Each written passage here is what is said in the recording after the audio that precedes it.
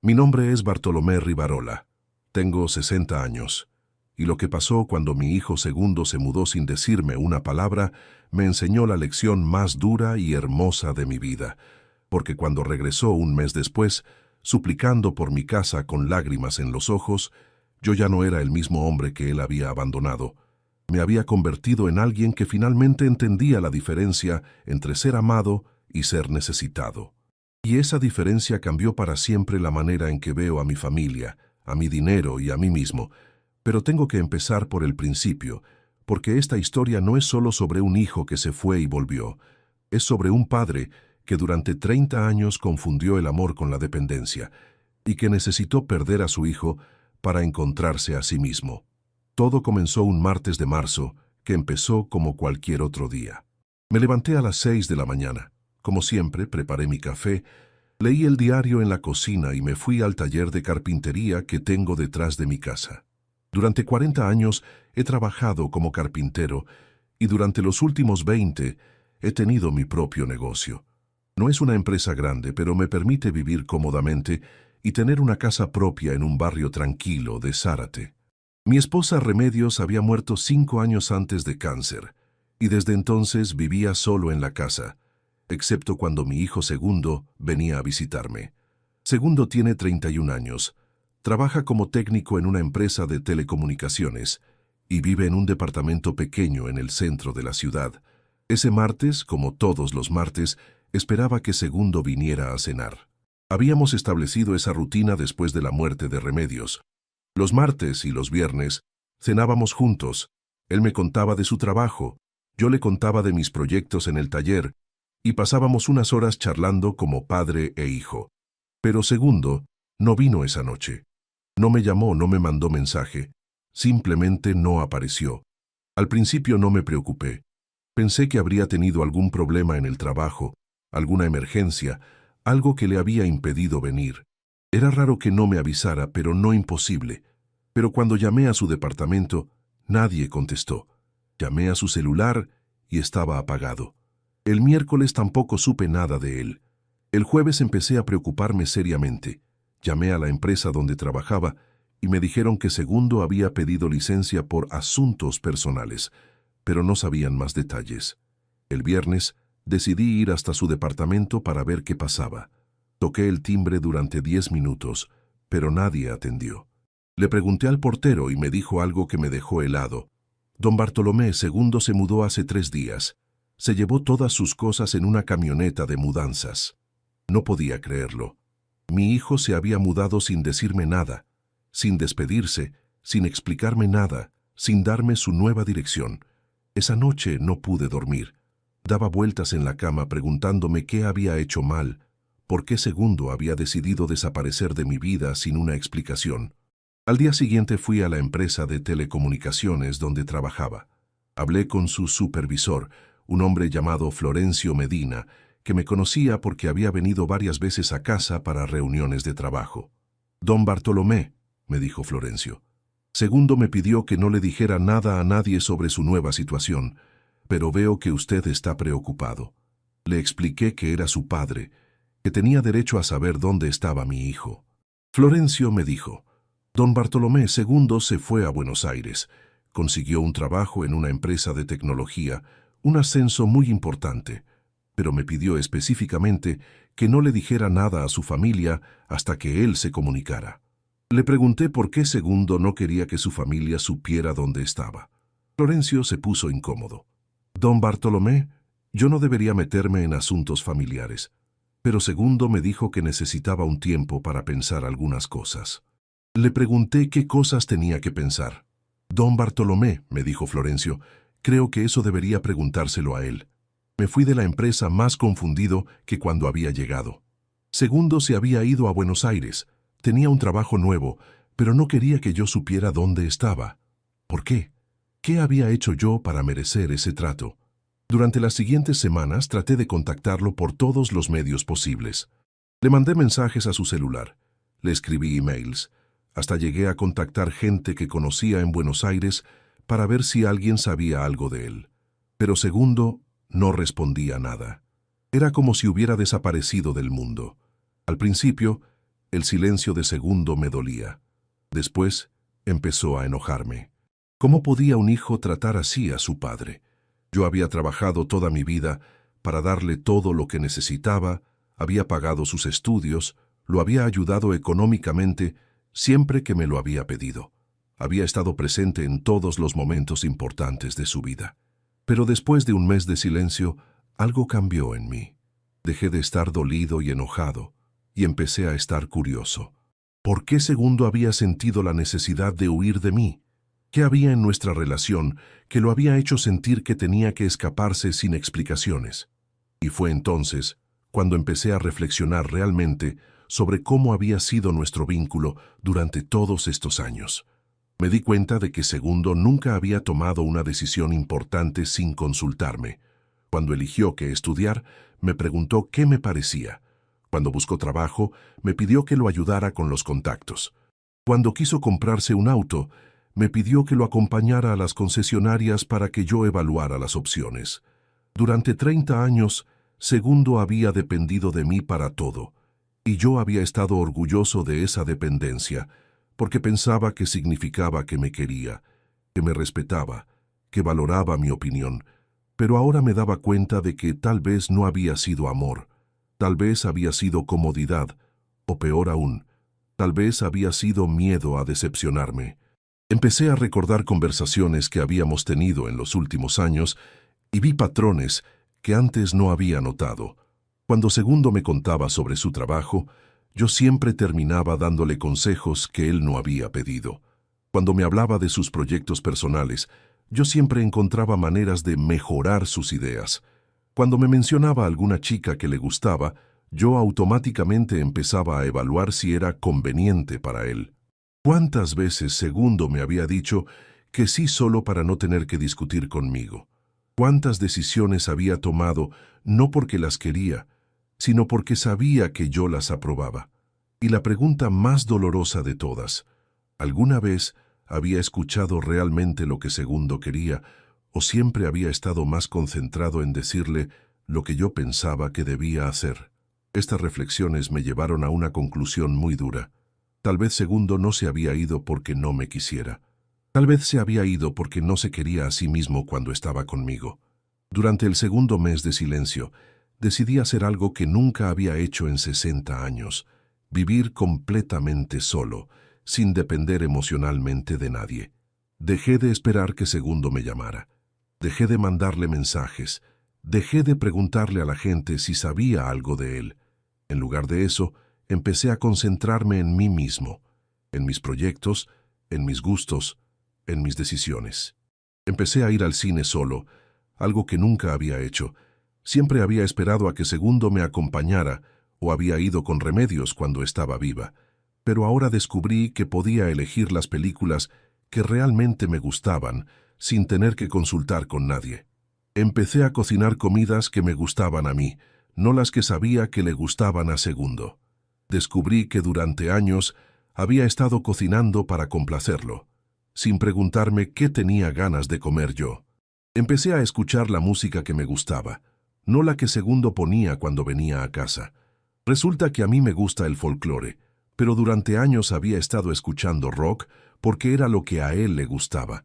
Pero lo más importante, empecé a tomar decisiones sin consultar con nadie. Decisiones pequeñas como qué muebles comprar para la casa o qué proyectos hacer en el taller. Pero también decisiones más grandes, como a qué clientes aceptarles trabajos o cómo organizar mi tiempo. Y descubrí algo sorprendente, que tenía criterio propio, que podía evaluar situaciones, elegir opciones y tomar decisiones sensatas sin necesidad de validación externa. Durante 40 años había sido un padre protector y consejero, pero no había sido Bartolomé, había sido el papá de Segundo. Ahora, por primera vez en décadas, estaba siendo yo mismo, y me gustaba quién era cuando no tenía que ser el padre de nadie. Al final del segundo mes, ya no extrañaba las cenas con Segundo. No porque no lo quisiera, sino porque había descubierto que podía ser feliz por mí mismo. Había empezado a hacer nuevos amigos en el club de jubilados del barrio. Había empezado a participar en actividades que me gustaban: torneos de truco, clases de baile folclórico, reuniones de lectura. También había empezado a viajar. Viajes cortos de fin de semana, a lugares que siempre había querido conocer, pero nunca había visitado porque Segundo no se interesaba, o porque Remedios prefería otros destinos. Fui a Salta, a conocer los paisajes andinos. Fui a Bariloche, a caminar por los lagos. Fui a Rosario a visitar museos que me llamaban la atención. En cada viaje descubrí algo nuevo sobre mí mismo. Descubrí que me gustaba la historia, que disfrutaba de la arquitectura colonial, que me relajaba caminar por lugares naturales. Y lo más importante, descubrí que podía ser feliz sin tener que hacer feliz a nadie más. Durante el tercer mes, ya había dejado de pensar en Segundo como mi responsabilidad. Había empezado a pensar en él como un hombre adulto que había tomado sus propias decisiones y que tendría que vivir con las consecuencias de esas decisiones. Si quería estar en mi vida, tendría que elegir estarlo. Si no quería, yo iba a estar bien igual. Esta nueva perspectiva me dio una tranquilidad que no había sentido en años.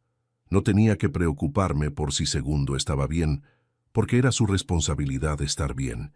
No tenía que resolver sus problemas, porque eran sus problemas para resolver. Y no tenía que sentirme culpable por ser feliz sin él, porque mi felicidad no dependía de nadie más que de mí mismo. Fue exactamente al final del tercer mes cuando Segundo reapareció. Un sábado por la mañana, mientras estaba trabajando en el taller, escuché que alguien tocaba el timbre. Cuando abrí la puerta, ahí estaba él. Pero no era el Segundo que yo recordaba. Estaba más flaco, tenía ojeras, se veía cansado y estresado. Su ropa era cara pero arrugada, como si hubiera dormido con ella puesta. «Papá», me dijo, y empezó a llorar. Lo hice pasar a la casa, le serví café y esperé a que me contara qué había pasado. «Papá», me dijo entre lágrimas, «cometí el error más grande de mi vida». Le pregunté qué había pasado. «Papá», me explicó, «conseguí un trabajo increíble en Buenos Aires. Una empresa de tecnología me ofreció un puesto de gerencia con un sueldo 3 veces más alto que lo que ganaba acá». Le pregunté por qué eso era un error. «Porque pensé que iba a ser feliz viviendo lejos de vos», me dijo. «Pensé que necesitaba independizarme, demostrarme a mí mismo que podía tomar decisiones sin consultarte». Le dije, «Segundo, eso no me parece un error. Me parece algo natural para un hombre de tu edad». Segundo se sorprendió por mi respuesta. «¿No estás enojado porque me fui sin decirte nada?», le respondí. «Segundo, al principio estuve dolido, pero después entendí que tenías derecho a tomar tus propias decisiones, incluso la decisión de alejarte de mí». Segundo empezó a llorar más fuerte. «Papá, estos 3 meses fueron un infierno. El trabajo era bueno, pero yo me sentía vacío. No tenía con quién compartir mis logros. No tenía a quién pedirle consejo cuando tenía problemas». Le expliqué. «Segundo, esos son sentimientos normales cuando uno se muda a un lugar nuevo. Se van pasando con el tiempo». Pero Segundo negó con la cabeza. «No, papá, no se estaban pasando, se estaban poniendo peor, porque me di cuenta de que no sabía cómo ser feliz sin vos». Esa confesión me sorprendió. Le pregunté qué quería decir. «Papá», me explicó, «durante 30 años vos fuiste mi brújula. Yo tomaba decisiones basándome en qué pensabas vos, qué te parecía a vos, qué querías vos para mí. Y cuando me fui a Buenos Aires me di cuenta de que no sabía qué quería yo para mí». Le dije, «Segundo, eso es algo que podés aprender. Es parte de crecer». Segundo siguió llorando. «Pero papá, yo no quiero aprender a vivir sin vos. Quiero aprender a vivir con vos, pero de una manera más sana». Le pregunté qué quería decir con una manera más sana. «Papá», me dijo, «quiero volver a Zárate. Quiero renunciar al trabajo de Buenos Aires y buscarme algo acá. Pero esta vez quiero que tengamos una relación de adulto a adulto, no de padre protector e hijo dependiente». Me quedé callado por un momento, procesando lo que me estaba diciendo. Después le pregunté, «Segundo, ¿y dónde vas a vivir si volvés a Zárate?» Segundo me miró con esperanza.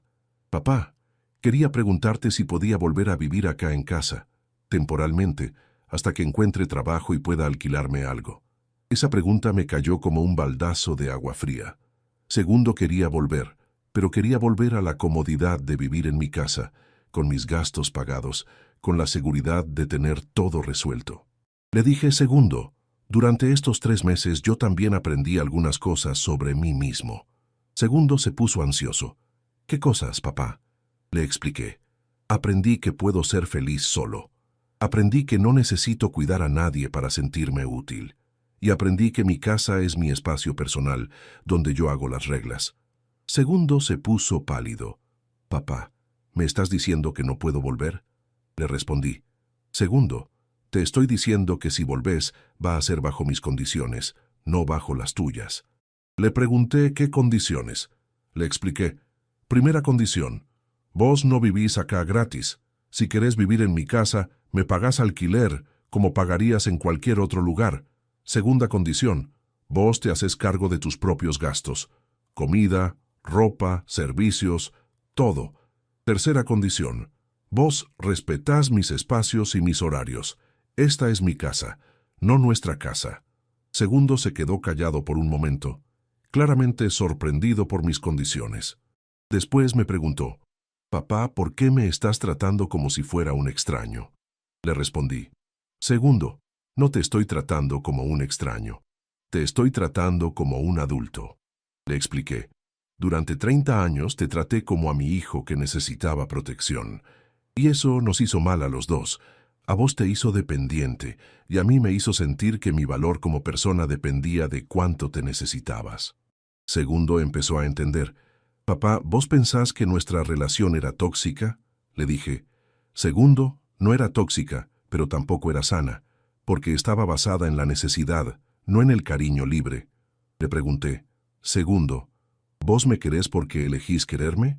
¿O porque dependés de mí?». Segundo se quedó callado durante mucho tiempo. Finalmente me dijo, «Papá, creo que durante muchos años dependí de vos, pero estos 3 meses me hicieron dar cuenta de que también te elijo». Le pregunté, «¿Y por qué me elegís?». Segundo me respondió, «Porque sos un hombre inteligente, trabajador, honesto, porque tenés valores que yo respeto, porque me gusta cómo ves la vida». Le dije, «Segundo, esas son buenas razones para elegir tener una relación conmigo, pero no son razones para venir a vivir a mi casa». Segundo me preguntó, «Entonces, ¿qué tengo que hacer para que me dejes volver?». Le expliqué, «Segundo, no tenés que hacer nada para que te deje volver. Podés volver cuando quieras bajo las condiciones que te dije. Lo que tenés que preguntarte es si realmente querés volver o si solo querés volver porque es más cómodo». Segundo se levantó y empezó a caminar por la sala. «Papá, yo pensé que vos ibas a estar feliz de verme. Pensé que me ibas a recibir con los brazos abiertos». Le dije, «Segundo, estoy feliz de verte, pero ya no soy el mismo hombre que vos abandonaste hace 3 meses». Le expliqué, «Durante estos meses aprendí a ser feliz sin vos, y eso me dio la libertad de elegir estar con vos por las razones correctas, no por dependencia emocional». Segundo se sentó nuevamente y me dijo, «Papá, tengo que confesarte algo. No solo volví porque te extrañaba, también volví porque las cosas no me fueron tan bien como esperaba en Buenos Aires». Le pregunté qué había pasado. «El trabajo era bueno», me explicó, «pero la presión era enorme. Me daban responsabilidades para las que no estaba preparado, y cuando pedía ayuda o consejo, mis jefes me decían que tenía que aprender a resolver las cosas solo». Segundo siguió, «Me di cuenta de que durante todos estos años, cada vez que tenía un problema, venía a consultarte, y vos siempre tenías una solución, o por lo menos una orientación. En Buenos Aires no tenía a nadie, y no sabía cómo resolver las cosas por mí mismo». Le pregunté, «¿Y qué pasó?». «Empecé a cometer errores», me confesó. «Errores que no habría cometido si hubiera podido consultarte. Y esos errores empezaron a afectar mi rendimiento en el trabajo». Segundo me contó que había perdido un cliente importante porque había tomado una decisión técnica equivocada, que había tenido problemas con su jefe porque no sabía cómo manejar conflictos laborales, que había gastado más dinero del que tenía porque no sabía administrar un sueldo tan alto. «Papá», me dijo, «me di cuenta de que no sabía cómo ser un adulto independiente y que necesitaba volver acá para aprender, pero aprender bien esta vez». Le pregunté qué quería decir con aprender bien. «Papá», me explicó, «quiero que vos me enseñes a tomar decisiones, pero no que tomes las decisiones por mí. Quiero que me guíes, pero que no me resolvas todo. Quiero seguir siendo tu hijo, pero también quiero ser mi propio hombre. Esa explicación me convenció de que Segundo había entendido algo importante durante su tiempo en Buenos Aires. Le dije, Segundo, si realmente querés aprender a ser independiente, tenés que empezar por bancarte las consecuencias de tus decisiones. Le expliqué, si volvés a Zárate, no podés volver a mi casa como si fueras un nene que necesita que papá le resuelva todo. Tenés que volver como un adulto que elige vivir en mi casa porque le conviene y que está dispuesto a pagar por esa conveniencia. Segundo me preguntó, ¿y si acepto tus condiciones, vos me vas a ayudar cuando tenga problemas? Le respondí, Segundo, te voy a aconsejar cuando me pidas consejo, pero no te voy a resolver los problemas, y no me voy a enojar si decidís no seguir mis consejos. Segundo pensó durante unos minutos y después me dijo, Papá, acepto tus condiciones, pero tengo que pedirte un favor. Le pregunté qué favor. Papá, me dijo, necesito que me prestes dinero para volver de Buenos Aires y establecerme acá. No tengo ahorros porque gasté todo durante estos meses. Esa petición fue la prueba definitiva de si Segundo había entendido realmente la nueva dinámica de nuestra relación. Le dije, Segundo, te voy a prestar la plata, pero va a ser un préstamo real, con un plan de pago real y con interés. Segundo se sorprendió. ¿Papá, me vas a cobrar interés? Le expliqué. Segundo, si querés que te trate como un adulto, te voy a tratar como un adulto. Los adultos pagan interés cuando piden préstamos. Le dije, necesito que me firmes un papel donde te comprometes a devolverme la plata en cuotas mensuales, con un interés del 5% anual. Si no me pagás, te voy a cobrar por las vías legales correspondientes. Segundo se quedó callado por un momento. Después me preguntó, Papá, ¿vos realmente me vas a llevar a juicio si no te pago? Le respondí, Segundo, espero que no tengamos que llegar a eso, pero sí, si no me cumplís con los pagos voy a tomar las medidas legales correspondientes. Segundo me miró con una mezcla de sorpresa y respeto. Papá, vos realmente cambiaste, le dije. Segundo, no cambié. Simplemente dejé de confundir el amor con la permisividad. Segundo aceptó mis condiciones. Firmó el pagaré por el préstamo, acordó pagar alquiler por vivir en mi casa y se comprometió a buscar trabajo inmediatamente. Pero antes de que se fuera ese día para buscar sus cosas en Buenos Aires, quiso tener una conversación más profunda conmigo. Papá, me dijo, quiero pedirte perdón. Le pregunté por qué. Porque durante 30 años me aproveché de tu generosidad, me explicó. Te dejé que resolvieras mi vida porque era más cómodo para mí, y nunca me pregunté si era justo para vos. Segundo siguió. Papá, ahora me doy cuenta de que vos también tenías derecho a tener tu propia vida, tus propios proyectos, tus propios sueños. Pero yo te convertí en mi proveedor de soluciones permanente. Le dije, Segundo, yo también tengo que pedirte perdón. Segundo se sorprendió. ¿Por qué, papá? Le expliqué. Porque durante 30 años te robé la oportunidad de crecer. Cada vez que te resolvía un problema, te estaba quitando la posibilidad de aprender a resolverlo vos mismo. Le dije, Segundo, un buen padre no es el que le resuelve todo a sus hijos, es el que les enseña a resolver las cosas por sí mismos. Esa conversación fue el verdadero comienzo de nuestra nueva relación. Una relación basada en el respeto mutuo, no en la dependencia. Segundo se fue a Buenos Aires a buscar sus cosas y volvió una semana después. Pero esta vez, cuando llegó a casa, no entró como si fuera su casa. Tocó el timbre y esperó a que yo le abriera. Papá, me dijo, vengo a instalarme en mi habitación alquilada. Esa frase me dio más satisfacción que cualquier te amo que me hubiera dicho durante los últimos años. Durante los siguientes meses, Segundo vivió en casa bajo las condiciones que habíamos acordado. Me pagaba alquiler religiosamente, compraba su propia comida, se hacía cargo de sus propios gastos y respetaba mis espacios y mis horarios. Pero lo más importante, cuando tenía problemas venía a pedirme consejo, no a pedirme que se los resolviera. Un día me dijo, Papá, tengo una propuesta de trabajo, pero no sé si aceptarla. ¿Podés ayudarme a pensar las ventajas y desventajas? Nos sentamos a analizar la propuesta juntos. Yo le hice preguntas, le di mi perspectiva, le compartí mi experiencia, pero al final la decisión fue suya. Papá, me dijo, voy a aceptar la propuesta. Creo que es la decisión correcta. Le dije, segundo, espero que te vaya bien, y si no te va bien, vas a aprender de la experiencia. 6 meses después de su regreso, Segundo me dijo algo que me llenó de orgullo. Papá, por primera vez en mi vida me siento como un hombre adulto. Y paradójicamente, es la primera vez que me siento realmente cerca tuyo. Le pregunté por qué. Porque antes te necesitaba, me explicó. Ahora te elijo. Segundo se quedó viviendo conmigo durante 1 año. Al final de ese año, había ahorrado suficiente dinero para alquilar su propio departamento. El día que se mudó, me dijo, papá, gracias por enseñarme a ser independiente. Y gracias por demostrarme que una relación sana entre padre e hijo es posible. Hoy, 2 años después de aquella mudanza silenciosa que tanto me dolió, Segundo y yo tenemos la mejor relación que hemos tenido jamás. Nos vemos seguido, pero porque elegimos vernos, no porque necesitamos vernos. Él me cuenta sus proyectos, pero no para que yo se los resuelva, sino para compartir su vida conmigo. Yo le doy mis opiniones, pero no como órdenes, sino como sugerencias de alguien que lo ama.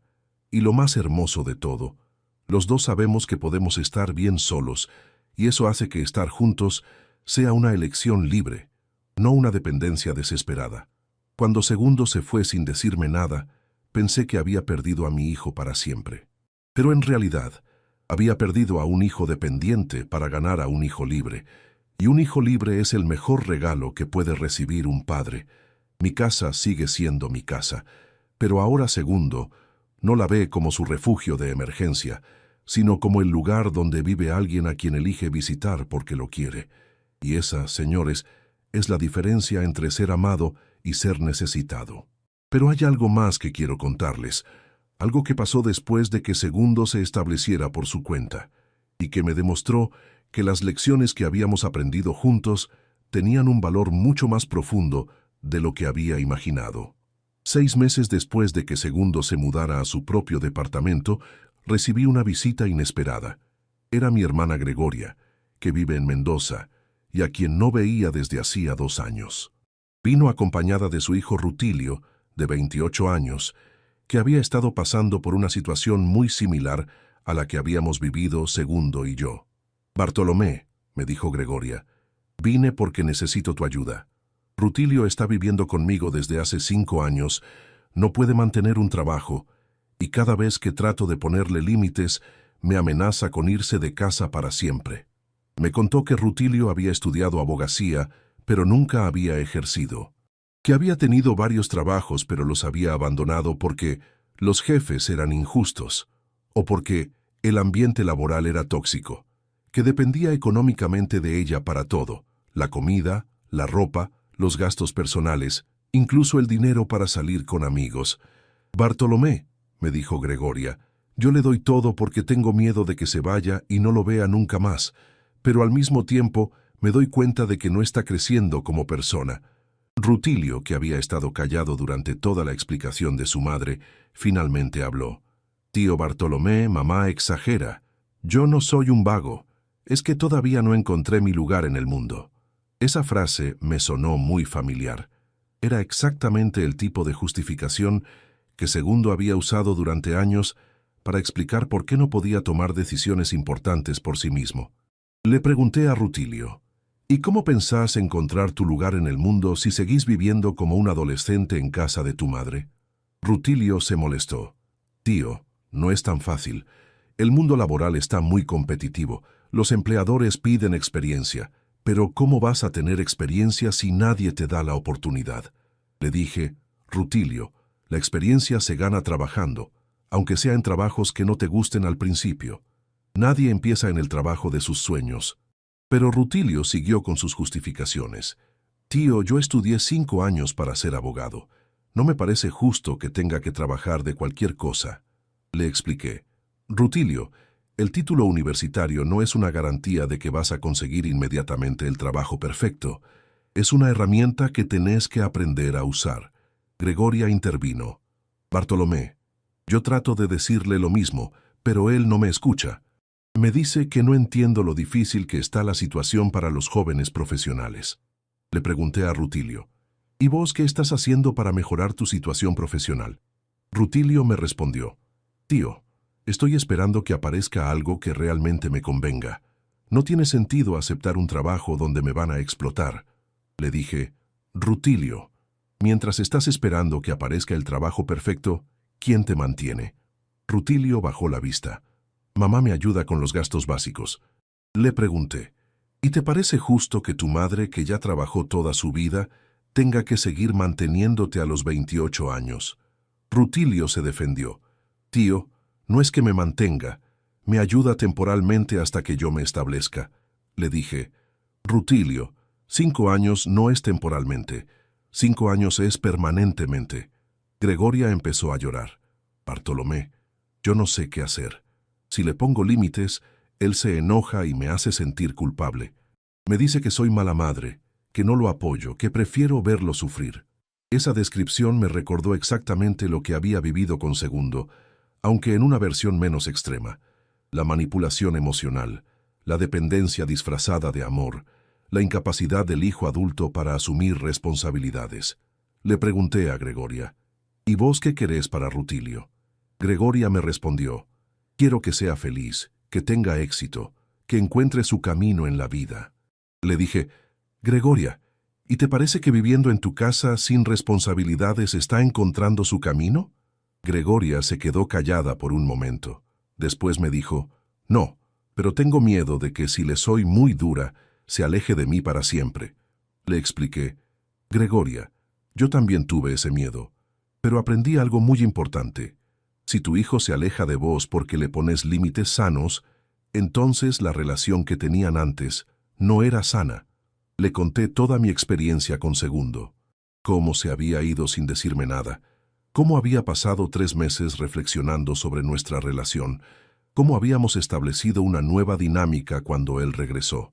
Gregoria, le dije, yo también creía que amar a mi hijo significaba resolverle todos los problemas, pero me di cuenta de que en realidad lo estaba lastimando, porque no le estaba dando la oportunidad de crecer. Rutilio escuchó toda la historia con mucha atención. Cuando terminé me dijo, «Tío, ¿vos pensás que yo soy como era Segundo?» Le respondí, «Rutilio, pienso que estás en una situación muy parecida y que tu madre está en la misma situación en la que yo estaba». Le expliqué, «Rutilio, vos tenés 28 años, sos un hombre adulto con una carrera universitaria. No tendrías que necesitar que tu madre te mantenga para nada». Rutilio se puso a la defensiva. «Tío, es que la situación económica está muy difícil». Le dije, «Rutilio, la situación económica está difícil para todos, pero los adultos encuentran maneras de ganarse la vida, aunque no sea en el trabajo de sus sueños». Le pregunté, «Rutilio, ¿alguna vez trabajaste en algo que no te gustara?» Rutilio me respondió, «Sí, trabajé en una oficina de seguros durante 6 meses, pero renuncié porque el jefe era muy autoritario». Le pregunté, «¿Y después de renunciar qué hiciste?» Rutilio me dijo, «Volví a casa de mamá y me puse a buscar algo mejor». Le expliqué, «Rutilio, ahí está el problema. Cuando renunciaste tendrías que haberte quedado en tu propio departamento, bancándote las consecuencias de tu decisión. Pero volviste a la comodidad de casa de tu madre». Rutilio empezó a entender. «Tío, ¿vos pensás que nunca aprendí a ser independiente porque siempre tuve la red de seguridad de mamá?» Le dije, «Rutilio, exactamente. Y tu madre nunca te hizo un favor manteniéndote esa red de seguridad. Te hizo un perjuicio». Gregoria se sorprendió. «Bartolomé, ¿vos pensás que yo le hice daño a Rutilio ayudándolo?» Le expliqué, «Gregoria, no le hiciste daño intencionalmente, pero sí le hiciste daño efectivamente, porque no le enseñaste a bancarse las consecuencias de sus decisiones». Durante esa conversación, que duró toda la tarde, Gregoria y Rutilio empezaron a entender la dinámica tóxica de su relación. Rutilio finalmente admitió, «Tío, creo que tenés razón. Yo no busco trabajo seriamente porque sé que mamá me va a mantener, y cuando trabajo renuncio fácilmente porque sé que puedo volver a casa». Gregoria también admitió, «Bartolomé, Creo que le tengo más miedo a estar sola que ganas de ayudarlo a crecer. Esa confesión fue muy honesta y muy dolorosa. Le dije, Gregoria, es normal tener miedo a la soledad, pero no podés usar a tu hijo para llenar tu vacío emocional. Les propuse hacer un experimento similar al que había hecho con Segundo. Rutilio tendría que volver a Mendoza, buscar trabajo y alquilar su propio lugar. Gregoria no le daría ningún tipo de ayuda económica por 6 meses. Si después de 6 meses Rutilio demuestra que puede mantenerse solo, pueden restablecer una relación sana, les expliqué. Pero si no puede, van a saber que la dependencia era real y que necesitan ayuda profesional. Rutilio aceptó el desafío, aunque con mucho miedo. Tío, me dijo, ¿y si no puedo? ¿Y si realmente soy incapaz de valerme por mí mismo? Le respondí, Rutilio, si no podés, vas a aprender. Y aprender va a ser la experiencia más valiosa de tu vida. Gregoria también aceptó, aunque también con miedo. Bartolomé, me dijo, ¿y si se resiente conmigo por ponerle límites?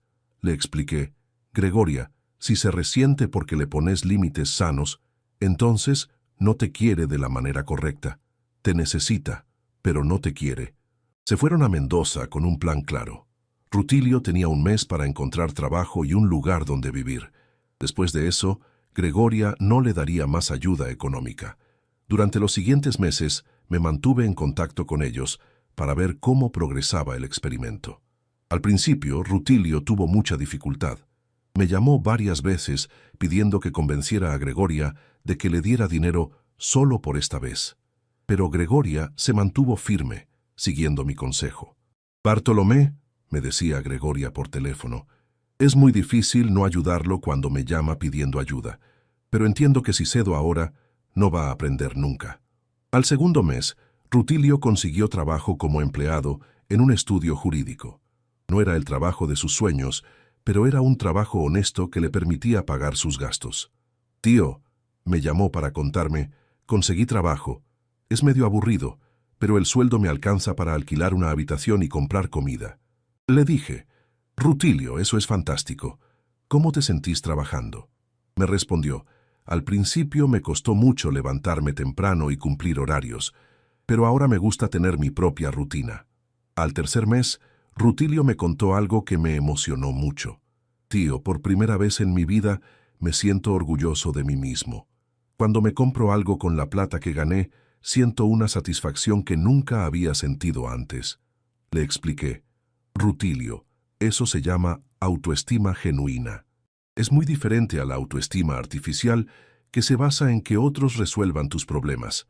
Al sexto mes, cuando terminó el experimento, Rutilio había no solo mantenido el trabajo, sino que había conseguido un ascenso. También había empezado a estudiar un posgrado en Derecho Laboral, pagándolo con sus propios ahorros. Tío, me dijo cuando vino a visitarme, quiero agradecerte por haberme abierto los ojos. Durante 5 años viví como un parásito y me había convencido de que era normal. Gregoria también había cambiado durante esos 6 meses. Había empezado terapia psicológica para trabajar su miedo a la soledad. Había retomado actividades que había abandonado para cuidar a Rutilio y había comenzado una relación de pareja con un hombre de su edad. Bartolomé, me dijo, estos 6 meses fueron los mejores de mi vida en años. Me di cuenta de que había dejado de vivir mi propia vida para vivir la vida de Rutilio. La relación entre Gregoria y Rutilio se había transformado completamente. Ahora se veían porque querían verse, no porque Rutilio necesitara algo. Hablaban como madre e hijo adulto, no como proveedora y dependiente. Esta experiencia con Gregoria y Rutilio me hizo entender que lo que había aprendido con Segundo tenía aplicaciones mucho más amplias. No era solo una solución para nuestro caso particular, sino un principio general sobre cómo construir relaciones familiares sanas. Decidí escribir un libro sobre esta experiencia. Lo titulé El arte de amar sin asfixiar. Cómo ser padre de un hijo adulto. El libro contaba mi historia con Segundo, pero también incluía la experiencia de Gregoria y Rutilio y ofrecía herramientas prácticas para padres que estuvieran pasando por situaciones similares. El libro se publicó el año pasado y tuvo una recepción muy buena. Recibí cientos de cartas de padres que se reconocían en mi historia y que habían empezado a aplicar los principios que yo había aprendido. Una de las cartas que más me impactó fue de una mujer llamada Florencia Ríos, de Córdoba, que tenía una hija de 26 años viviendo en su casa sin trabajar. «Don Bartolomé», me escribía Florencia, «después de leer su libro, me di cuenta de que mi hija y yo teníamos exactamente la misma relación tóxica que usted describe. Decidí ponerle límites, y aunque al principio fue muy difícil, ahora mi hija está trabajando y es mucho más feliz». Otra carta era de un hombre llamado Patricio Campos, de Tucumán, que tenía un hijo de 30 años que no podía mantener un trabajo. «Don Bartolomé», me escribía Patricio, «su libro me salvó de arruinar la vida de mi hijo. Entendí que ayudarlo económicamente no era ayudarlo realmente, sino convertirlo en un inútil. Ahora él está trabajando y por primera vez en años tenemos una relación de respeto mutuo». Estas cartas me confirmaron que mi experiencia personal había tocado un problema social mucho más amplio. Había miles de familias donde los hijos adultos no podían o no querían independizarse y donde los padres no sabían cómo manejar esa situación sin dañar la relación familiar. También empecé a dar conferencias en universidades y centros de padres de familia, contando mi historia y enseñando los principios que había aprendido. En una de esas conferencias, en la Universidad de Buenos Aires, un estudiante de psicología me preguntó algo muy interesante. «Don Bartolomé, ¿usted cree que su método funciona para todos los casos o solo para hijos que tienen capacidades pero no las usan?» La pregunta me hizo pensar mucho. Le respondí: «Creo que el principio básico funciona para todos. Los adultos tienen que asumir las consecuencias de sus decisiones, pero la aplicación puede ser diferente según las circunstancias de cada familia». Le expliqué: «Si un hijo tiene una discapacidad real, obviamente necesita un tipo de apoyo diferente. Pero si un hijo tiene capacidades normales y simplemente no las quiere usar, entonces los límites son necesarios». Después de esa conferencia, una psicóloga del público se acercó a hablar conmigo. Se llamaba doctora Alicia Pereira y me dijo que quería proponerme algo. «Don Bartolomé», me dijo, «me gustaría que considerara la posibilidad de crear un centro de orientación familiar basado en los principios que usted desarrolló». La idea me pareció muy interesante. La doctora Pereira me explicó que había muchas familias que necesitaban ayuda para establecer límites sanos, pero que no sabían cómo hacerlo sin dañar las relaciones familiares. «Don Bartolomé», me dijo, «usted tiene experiencia práctica y yo tengo conocimiento teórico. Juntos podríamos ayudar a muchas familias». Acepté la propuesta. Durante los siguientes 6 meses, la doctora Pereira y yo desarrollamos un programa de orientación familiar que llamamos Límites con Amor. El programa consiste en sesiones grupales donde los padres aprenden a identificar relaciones tóxicas con sus hijos adultos y a establecer límites de manera gradual y amorosa. También incluye sesiones individuales para los hijos adultos que quieren aprender a ser más independientes pero no saben cómo empezar. Abrimos el centro hace 6 meses y ya hemos atendido a más de 50 familias. Los resultados han sido extraordinarios. Una de las familias que más me impactó fue la de Evaristo Molina, un hombre de 55 años que tenía un hijo de 32 años viviendo en su casa sin trabajar desde hacía 8 años. «Don Bartolomé», me dijo Evaristo en la primera sesión, «mi hijo Anselmo me dice que está buscando su vocación desde hace casi una década, pero yo creo que lo que está buscando es una excusa para no trabajar». Anselmo había estudiado 4 carreras diferentes, pero no había terminado ninguna. Había tenido varios trabajos, pero había renunciado a todos por diferentes razones. Y durante los últimos 3 años había estado haciendo un emprendimiento que nunca daba resultados concretos. Trabajamos con esta familia durante 3 meses. Al final del proceso, Anselmo había conseguido trabajo como vendedor en una casa de computación y había decidido terminar una de sus carreras estudiando por la noche. «Don Bartolomé», me dijo Anselmo en nuestra última sesión, «durante 8 años me convencí de que era un incomprendido, que no encontraba su lugar en el mundo, pero en realidad era un vago que tenía miedo de crecer. Evaristo también había cambiado. Don Bartolomé, yo pensé que ayudar a mi hijo significaba darle dinero y no presionarlo. Pero ahora entiendo que ayudarlo significaba exigirle que se hiciera responsable de su vida. Este tipo de transformaciones se repiten semana tras semana en el centro. Familias que llegan con relaciones tóxicas basadas en la dependencia y se van con relaciones sanas basadas en el respeto mutuo. La doctora Pereira me dijo algo muy hermoso hace poco. Don Bartolomé, usted no solo se salvó a sí mismo y a su hijo, creó un modelo de sanación familiar que está ayudando a cientos de personas. Pero lo más gratificante de todo este proceso ha sido ver cómo Segundo se ha convertido en un colaborador del centro. Hace 3 meses, Segundo me propuso algo que me sorprendió. Papá, me gustaría dar charlas en el centro, contando mi experiencia desde la perspectiva del hijo dependiente. Le dije que me parecía una idea excelente. Segundo empezó a dar charlas una vez por mes, dirigidas específicamente a hijos adultos que vivían con sus padres sin asumir responsabilidades. Yo era exactamente como ustedes, les dice en sus charlas. Tenía 30 años, pero vivía como si tuviera 15. Mi papá me resolvía todos los problemas y yo me había acostumbrado a esa comodidad. Segundo les cuenta sobre su experiencia en Buenos Aires, sobre cómo se dio cuenta de que no sabía ser adulto, sobre su regreso humillante y sobre el proceso de aprender a ser independiente. Lo que más me costó entender, les dice, es que mi papá no me estaba castigando cuando me puso límites. Me estaba ayudando a crecer. Las charlas de Segundo han sido muy exitosas. Muchos jóvenes se identifican con su historia y deciden empezar su propio proceso de independización.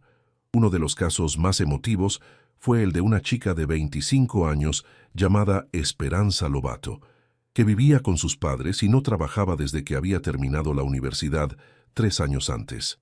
Segundo, le dijo después de una de sus charlas, yo también me convencí de que mis padres tenían la obligación de mantenerme hasta que encontrara el trabajo perfecto. Pero ahora entiendo que el trabajo perfecto no existe y que cualquier trabajo honesto es mejor que vivir de parásito. Esperanza consiguió trabajo al mes siguiente, se mudó a su propio departamento y hoy es una de las voluntarias del centro. Este trabajo en el centro me ha dado un propósito que nunca había tenido antes. A los 62 años, descubrí que mi experiencia personal podía convertirse en una herramienta de ayuda social. Pero lo más hermoso de todo es que Segundo y yo estamos trabajando juntos por primera vez en nuestras vidas. No como padre que ayuda al hijo, ni como hijo que depende del padre, sino como 2 adultos que colaboran en un proyecto común. La semana pasada, Segundo me dijo algo que me emocionó hasta las lágrimas. Papá, estos 2 años trabajando en el centro contigo han sido los mejores de mi vida. Por primera vez siento que somos un equipo de iguales. Le dije, Segundo, para mí también han sido los mejores años, porque por primera vez no te veo como mi responsabilidad, sino como mi compañero. Hoy, mientras escribo estas líneas finales, puedo decir que aquella mudanza silenciosa, que tanto me dolió, se convirtió en la bendición más grande de mi vida. Perdí a un hijo dependiente, pero gané a un hijo libre. Perdí a un compañero de soledad, pero gané a un colaborador de propósito. Perdí una relación basada en la necesidad, pero gané una relación basada en la elección. Y lo más importante, aprendí que nunca es demasiado tarde para cambiar. A los 60 años descubrí quién era realmente, y a los 62 años descubrí para qué servía mi vida.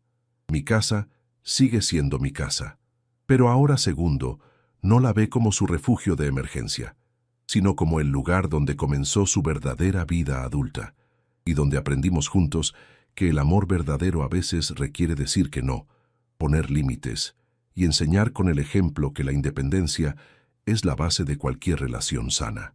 Esa mudanza silenciosa que pensé que era el final de nuestra relación, resultó ser el comienzo de la mejor relación padre-hijo que podríamos haber tenido.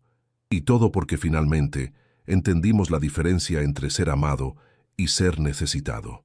Pero hay algo más que quiero compartir, algo que pasó hace apenas 2 semanas y que me confirmó de manera definitiva que el camino que elegimos fue el correcto. no solo para nosotros, sino para las generaciones que vienen después. El martes pasado estaba en el centro Límites con Amor, atendiendo una consulta, cuando llegó una pareja joven con un problema que me hizo recordar mis primeros años como padre.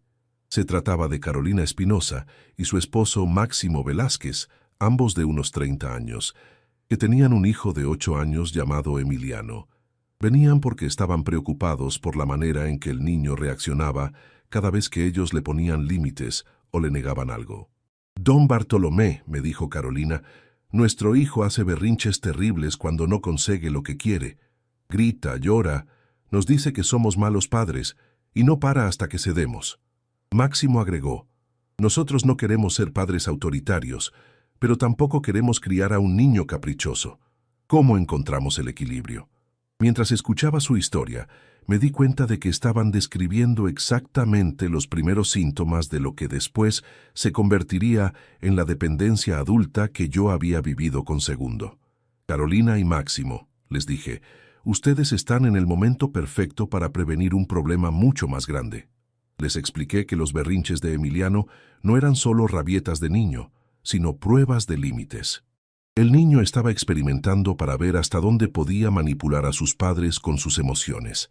Si ustedes ceden cada vez que él hace berrinches, les expliqué, le están enseñando que la manipulación emocional es una herramienta efectiva para conseguir lo que quiere. Carolina se preocupó. «Pero, don Bartolomé, no queremos que nuestro hijo sufra. Cuando lo vemos llorar, se nos parte el corazón».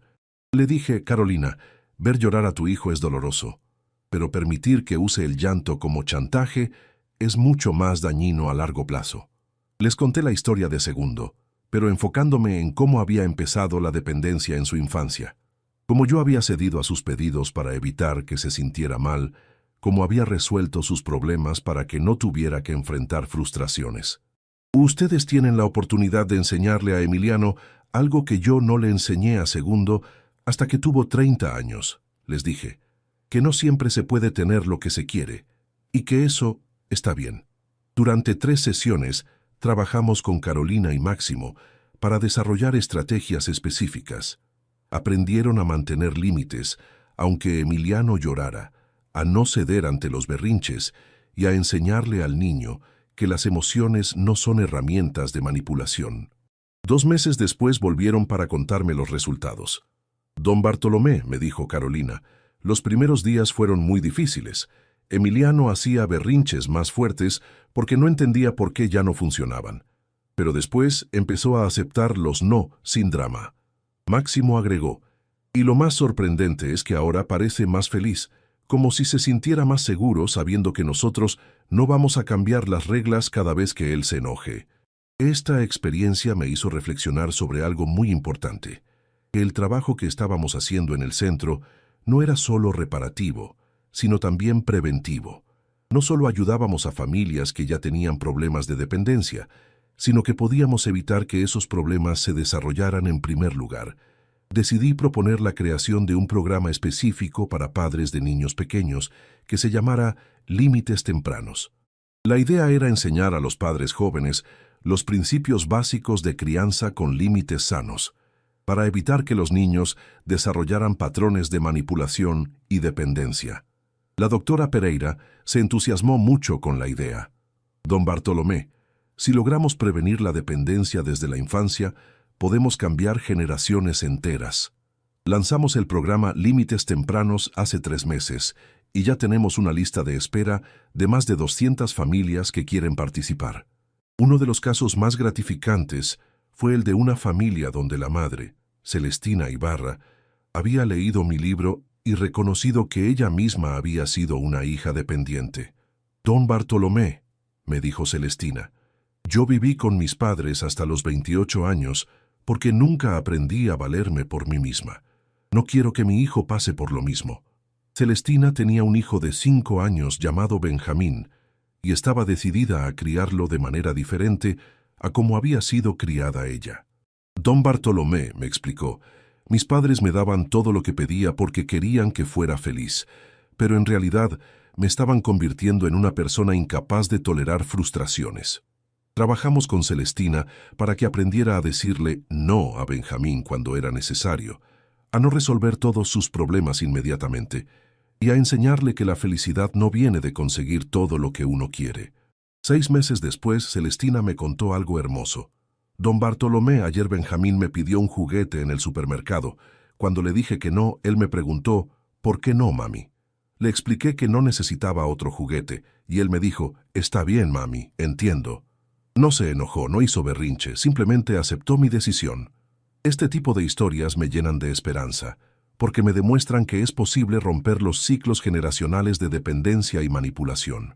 La semana pasada recibí una invitación muy especial.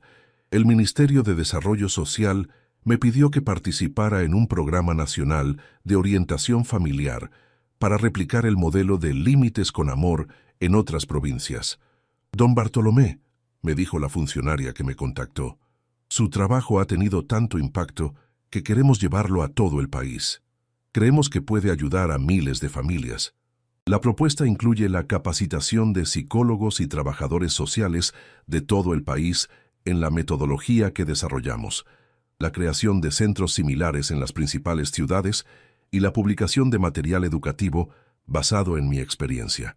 Acepté la propuesta, pero con una condición, que Segundo fuera mi cofacilitador oficial en todo el programa. Segundo, le dije cuando le conté de la oportunidad, este proyecto necesita tanto la perspectiva del padre como la del hijo. Yo puedo hablar de cómo se siente ser el padre que pone límites, pero vos podés hablar de cómo se siente ser el hijo que los recibe. Segundo se emocionó mucho. Papá, sería un honor trabajar con vos en algo tan importante. Y creo que mi experiencia puede ayudar a muchos jóvenes que están en la situación en la que yo estuve. Empezamos la planificación del programa nacional la semana pasada. Van a ser 3 años de trabajo intenso, viajando por todo el país, capacitando profesionales y ayudando a familias en situaciones similares a la que vivimos nosotros. Pero lo más emocionante de todo es que vamos a trabajar juntos como socios iguales. Segundo ya no es mi hijo dependiente que necesita que yo le resuelva los problemas. Es mi colega, mi compañero de trabajo, mi socio en este proyecto que puede cambiar la vida de miles de familias. Ayer, mientras preparábamos el material para la primera capacitación, Segundo me dijo algo que nunca voy a olvidar. Papá, cuando me fui de casa sin decirte nada, pensé que estaba huyendo de vos, pero en realidad estaba huyendo de mí mismo. Y cuando volví suplicando por tu casa, vos me diste algo mucho mejor. Me diste la oportunidad de encontrarme a mí mismo. Le respondí, Segundo, yo también pensé que te estaba perdiendo para siempre, pero en realidad te estaba encontrando por primera vez. Esta noche, mientras termino de escribir esta historia, me doy cuenta de que aquella mudanza silenciosa que tanto dolor me causó fue en realidad el comienzo de todo lo bueno que vino después. Si Segundo no se hubiera ido, yo nunca habría aprendido a vivir solo. Nunca habría descubierto quién era realmente cuando no tenía que ser el padre de nadie. Nunca habría desarrollado la fortaleza emocional necesaria para ponerle límites cuando regresó. Y si yo no le hubiera puesto límites cuando regresó, él nunca habría aprendido a ser independiente. Nunca habría desarrollado la autoestima genuina que viene de valerse por uno mismo. Nunca se habría convertido en el hombre seguro y capaz que es hoy. Nuestra historia se convirtió en una herramienta que está ayudando a cientos de familias a tener relaciones más sanas. Pero más importante aún, se convirtió en la base de una relación padre-hijo que es todo lo que siempre quisimos que fuera, pero nunca supimos cómo construir. Mañana Segundo y yo vamos a viajar a Rosario para dar nuestra primera capacitación nacional. Vamos a contar nuestra historia a psicólogos y trabajadores sociales que la van a usar para ayudar a otras familias. Es extraño pensar que el momento más doloroso de mi vida como padre se convirtió en el fundamento de mi trabajo más importante como persona. Pero así es la vida. A veces las pérdidas más devastadoras se convierten en las oportunidades más hermosas. Si uno tiene el valor de enfrentarlas con honestidad y la paciencia de esperar a que revelen su verdadero propósito. Mi hijo se mudó sin decirme nada y un mes después volvió suplicando por mi casa. Pero lo que realmente estaba suplicando no era un lugar donde vivir. Era una segunda oportunidad de construir una relación sana conmigo. Y yo se la di. Pero esta vez, bajo mis términos. Términos que nos salvaron a los dos y que ahora están salvando a muchas otras familias. Esa es la diferencia entre ser amado y ser necesitado. Y esa diferencia cambió nuestras vidas para siempre. A los 63 años, puedo decir que soy el hombre más afortunado del mundo. No porque tenga dinero o propiedades, sino porque tengo una relación genuina con mi hijo, un propósito claro en mi vida y la satisfacción de saber que nuestro dolor se convirtió en sanación para otros. Y todo empezó con una mudanza silenciosa que pensé que era el final, pero que resultó ser el comienzo más hermoso de todos.